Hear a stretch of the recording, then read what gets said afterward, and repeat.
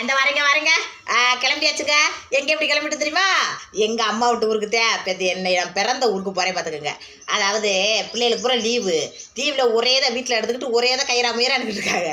அதனால சரி நம்ம பிறந்த ஊருக்கு போயிட்டு வருவோம்ட்டுதே கிளம்பிட்டோமுங்க. என்ன எப்படி இருக்குது சேலையெல்லாம்?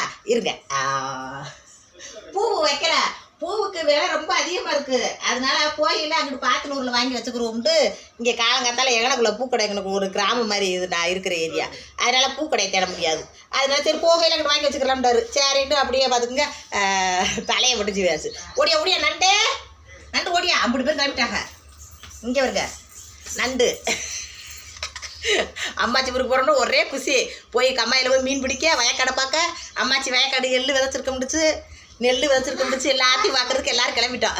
ஏன் போய் ஓடியாங்க சர்மா ஓடியா, நீ ஓடியா. சீமாப்பா அவர் வரமாட்டார். அவரை நாங்கள் கூப்பிட்டுக்கிட்டே எடுக்கணும். ரொம்ப இழுத்தா கூட வரமாட்டார். சீமாப்பா ஊருக்கு இந்தா கிளம்பியாச்சு. குடும்பமே கிளம்பியாச்சு. எப்படி இருக்கு எங்க குடும்பம் பூரா? நல்லா இருந்துச்சுன்னா லைக் பண்ணுங்க. போய் ஊருக்கு போயிட்டு அம்மா ஊருக்கு போயிட்டு அப்படியே வாரோம்.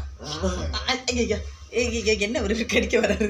சரிங்க, லைக் பண்ணுங்க, கமெண்ட் பண்ணுங்க, ஷேர் பண்ணுங்க. நல்லா சொன்னீங்களா? சரி, எப்படி இருக்கு?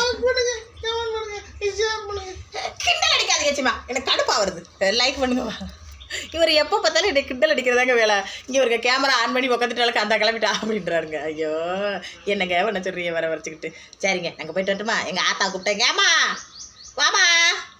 ஒருத்தர கூப்பிட முடியாது. சரி, நீங்கள் லைக் பண்ணுங்கள், பார்த்தாலும் பாபு.